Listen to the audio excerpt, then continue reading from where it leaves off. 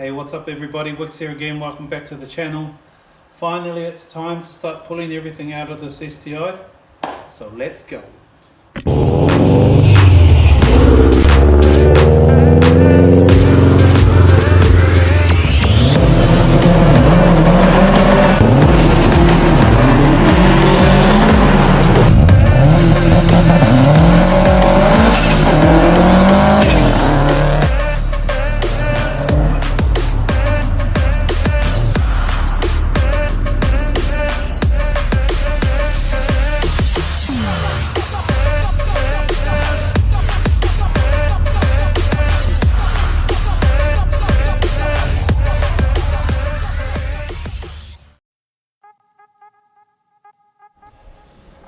So there was a little bit of a hold up on the build for a little while, and that's because I needed a new daily or a new work car, which I've got now.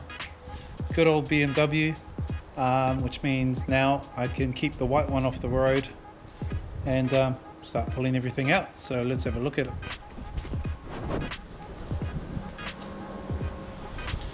Alright, and here she is. So pretty much as explained in the last videos, what you see from here to there, all of that is going to come out, and it probably won't go back in this car ever again.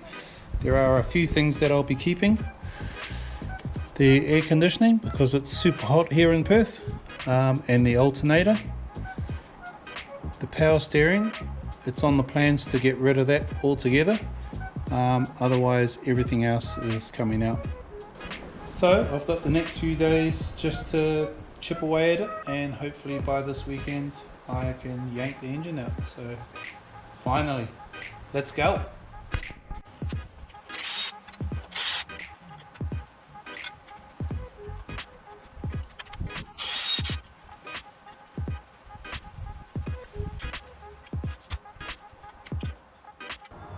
Okay, so a few days have gone by, but we've finally got the engine out of the STI. So there we have one empty engine bay.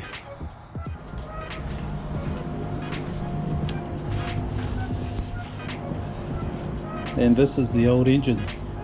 So there's one thing that I really wanted to show you. There's not much to it this way. And those are the two engine mounts. So when I lifted up the engine, these just pretty much fell out onto the ground. As you can see, they're a little bit worn out. So that's okay, I've got new engine mounts on the way anyway. It's the first time I've seen something like this. I'm guessing these are just the factory STI ones. Yep, Subaru, made in Japan. Yeah, I'm not sure how that happened. The car didn't have that much power in it.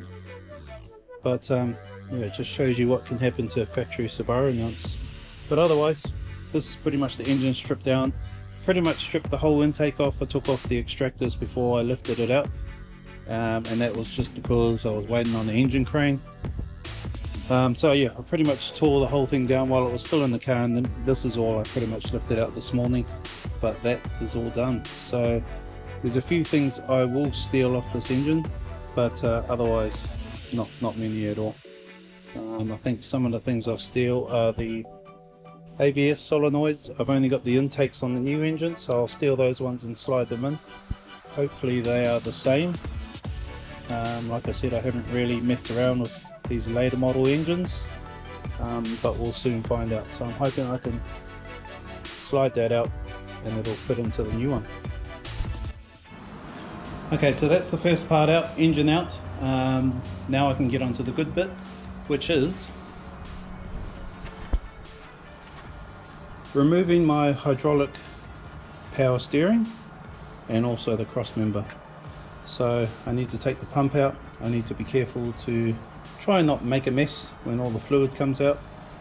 So I'll grab a container for that. I need to disconnect all the steering rack, and then I can finally lower the cross member and remove all that all together. So none of this will be here, that won't be here. These lines, hydraulic lines, all of that, that's getting taken out. But yeah, and then I take out all the cross member. And the reason why I'm doing that is I'm going to be installing the 2020 WRX electric power steering rack. and with that I need to add in the 2020 WRX cross member as well. Slightly different to the STI cross member. I learned that when I did a bit of research about it. The steering rack won't butt up into the STI cross member, so it's easier if I just remove the whole cross member and put the new steering rack into the new one. I think the only other difference other than the steering rack not fitting is on the WRX rack. There's no hollow here for the up pipe. It's just flat, much like that side, so that doesn't worry me this time because I'm not having an up pipe underneath my engine like the factory location. My turbo is going to be over here behind the headlight, so I'm lucky. That's going to be a win for me this time. It's not going to affect me too much. I think there is a way to make a hollow on the new cross member. I think some guys have done it. I'm not sure how they do it, but anyhow, in my case, I don't need to worry about that. So that's next. I'm going to get down and start pulling out the power steering lines and try not to make a mess. So let's get into that. Alright, so I managed to drain the power steering pump, take all the lines out. That wasn't too much of a hassle. And I've just finished taking off the steering rack and dropping the cross member, which is just sitting on the ground here. So what I might do is I might hold on to that until I'm 100% certain that the electric power steering rack is working as it should. So I'll hide that somewhere out of sight for now. Yeah, just to make sure. I may need to swap back to it if I don't accomplish this part, but fingers crossed it should go all good. So the next part is installing the new cross member and seeing if the steering rack fits into the rotors and all that sort of gear down there as well. Okay, so this is the 2020 WRX cross member all installed. Was pretty smooth, just bolted up straight away, so it does fit without any hassles. Very happy about that. As you can see, it doesn't have the little hollow for the up pipe. And as I said, in this case I'm going to get away with it because I'm not using the factory up pipe location, so that's all good. Down on the ground here is the actual power steering rack, electric power steering rack, and on the bottom you can see that it's got the big motor that drives it, and I've got a loom that plugs into that. But what I want to do now is I just want to try and bolt this up into the cross member under there and put the brackets on and just see if I can get it sitting in there. So let's go do that.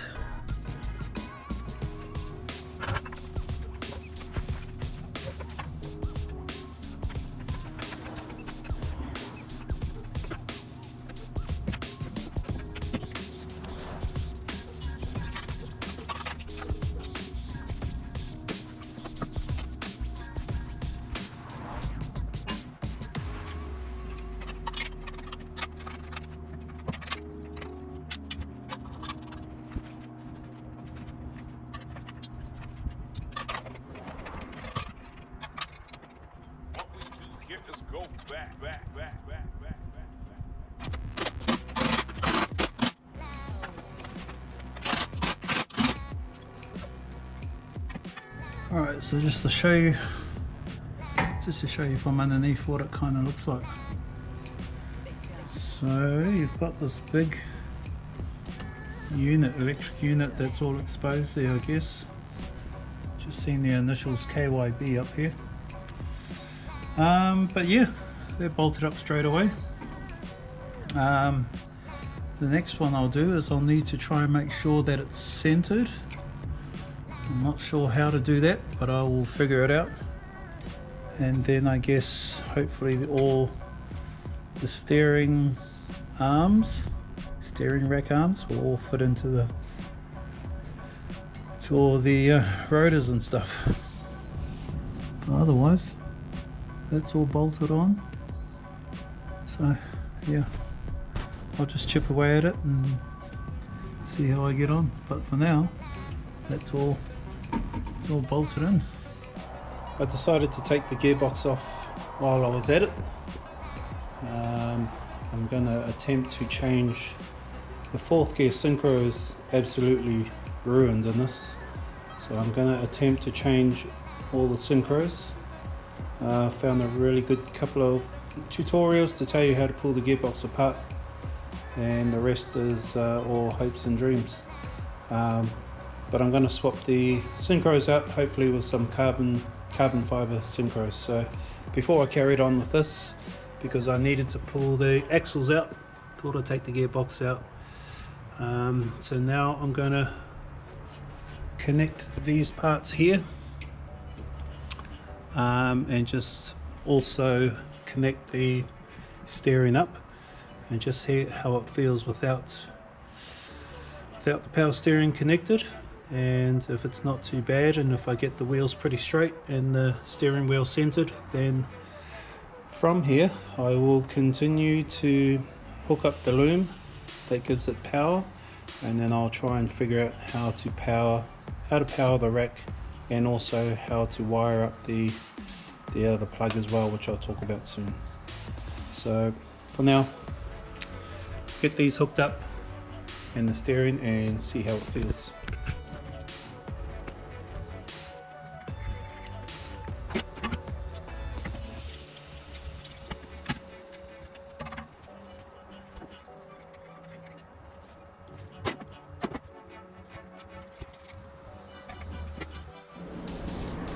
Alright, so I've just got everything just hand tight for now, because I'll probably have to pull this off again, so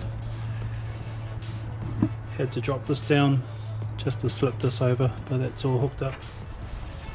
It's not dead straight, but it's close to straight, and the steering wheel is straight as well. So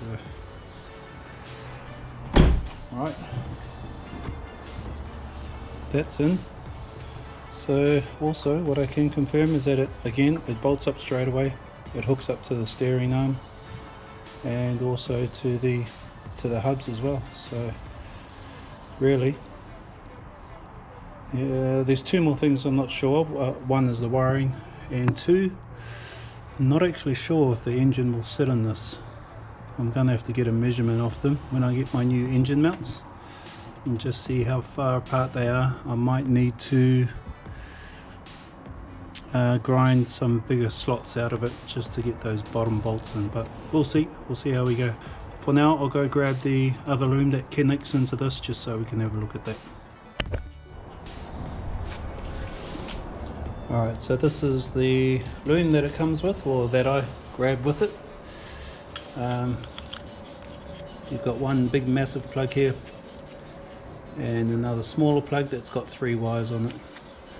So it's quite obvious this big plug is a 12 volt and an earth to give the rack power, and then you've got these 3 wires here. One of them is a 12 volt switched wire, and the other 2 are CAN high and CAN low.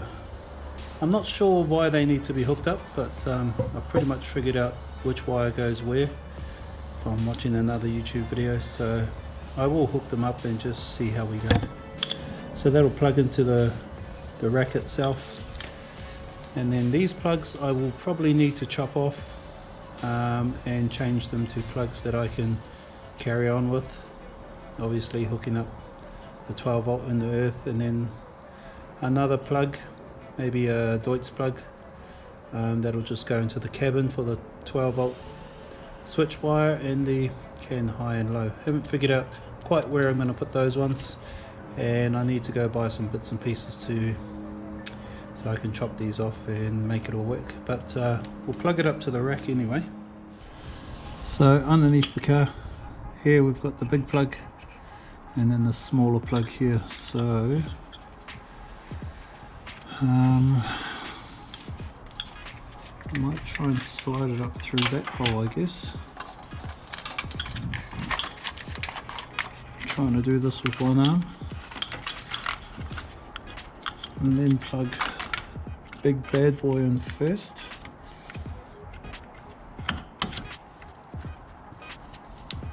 That one's in, and also the small one. Which way do you go? Surely that way. No. that way. Alright, so those are plugged in.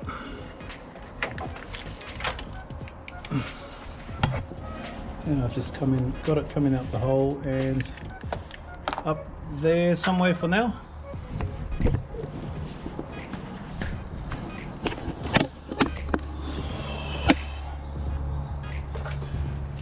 I'm guessing that's how it kind of goes. Seems like it's a big hole for it.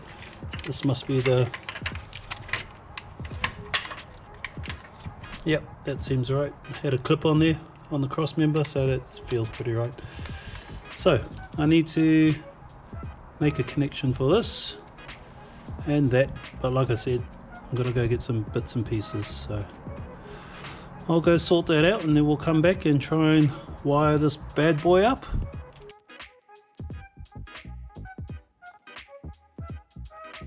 I couldn't figure out, I've never seen this before, but yeah, they're really not great. I was trying to figure out why that would have happened, and I think I might have, so I'll show you something in the engine bay.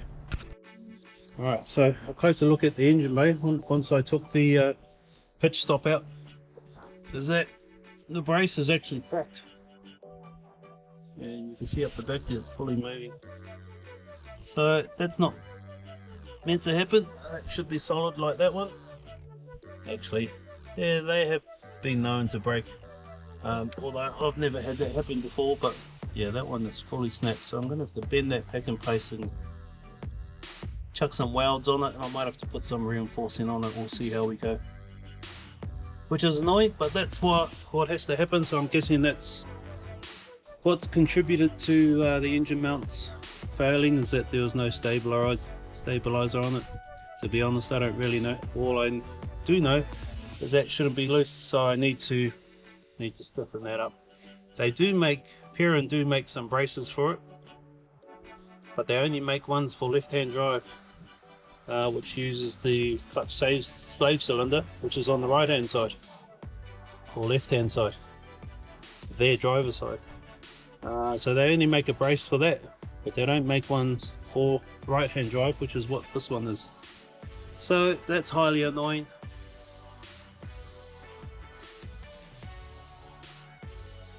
Alright, so carrying on with the power steering rack.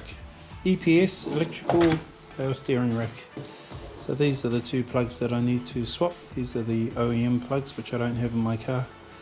So I'm going to swap this brown one for a 3-pin Deutz plug, and this other power one with just a normal Anderson plug.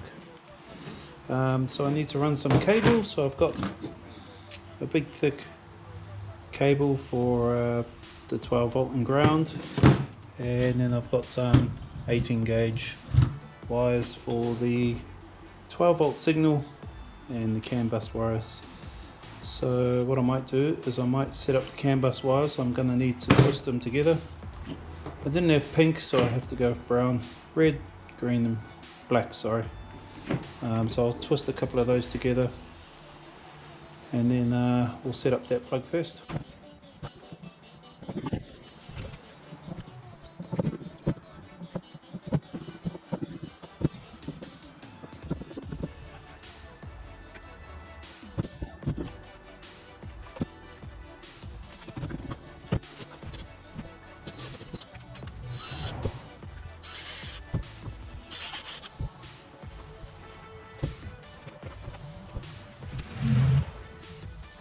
Okay, so I've just ended up twisting my wires together just by using the drill, pulling the trigger.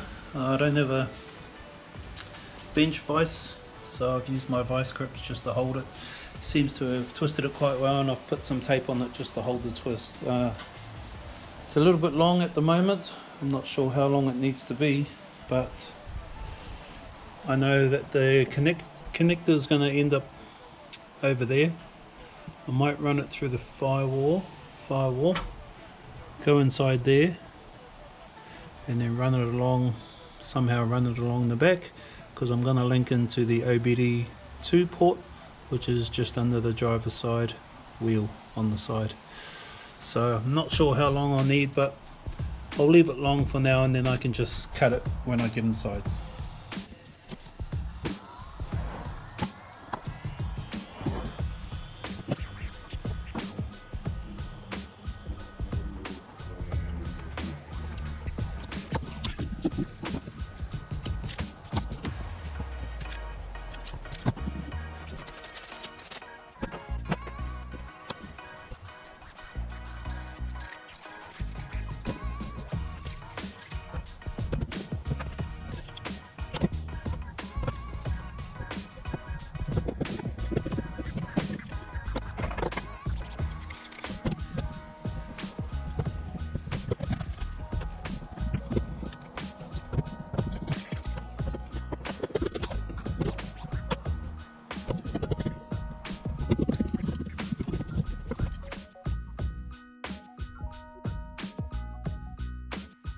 This is my new 12 volt cable here, plugged into the 12 volt post, which leads to the battery in the boot. And this is my ground point here, and that's all linked up with this Anderson plug, which goes into the loom into the steering rack. Then I've added in the Deutz plug that will carry the can high and low, and also the 12 volt switched wire. So I've got the can high and low in this loom here and slipped it into the cabin. That's all cable tied, nice and tidy out the way. And for the 12 volt switched wire, I've got this one here which I've added in, and I've used a mini fuse tap with a 15 amp. So I'm not sure what size fuse I should have used.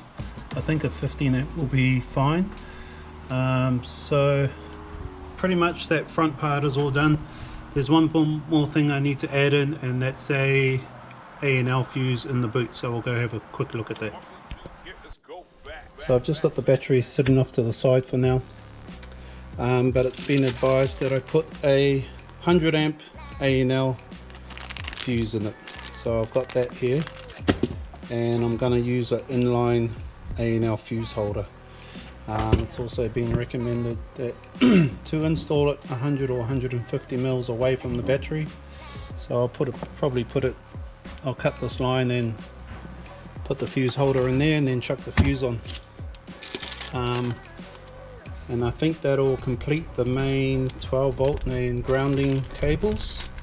And then after that, I just need to go in the cabin and finish off wiring up the can high and can low, and then fingers crossed I should be able to turn the car on and get some assisted electric power steering. So I'm going to go ahead and wire that up, and then I'll show you when I'm done. Alright, so that's the fuse all in, the fuse holder in there, 100 amp fuse in there. So that's an A&L fuse, roughly about 150 mils away from the terminal, which is what was recommended. So now it's just the last part of figuring out which pins are the can high and can low on the OBD port, and hooking up the last two wires. I'll also have to run the loom through around the back of the aircon and all that. I'll find the way through and then wire that up, and then we can do a test. Okay team, so just wanted to go over the new loom once again. So this is the loom here that comes out of the steering rack. It's got an Anderson plug that I've cable tied there out the way. It's got the positive, which is linked up to the 12 volt post, and the negative to it I've just put right here as well. Then we've got this Deutz plug that comes from the loom and has the 12 volt switch wire, which I've put, which one is it? That's right, this one right here, with a 15 amp. And then the can high and the can low goes into the cab via this cable here, and links into the one of the can hub extender looms. So as far as I know, that's all ready to turn on and test. I'm not sure how it's going to be with no engine in the car, but I'll go turn the car on. I've got to link the loom up just to give the ECU some earth, so I'll just quickly hook that up, and then I will be able to turn the dash on, and we'll see what happens. So I've just hooked the engine loom up So I've just plugged it in, and it's pretty much this earth here that there's for some reason the ECU needs to turn on, which will turn the dash on as well. So that's all hooked up. Let's go turn the car on. Alright, so here we go. One turn on, and the next one, wait for the dash to come on.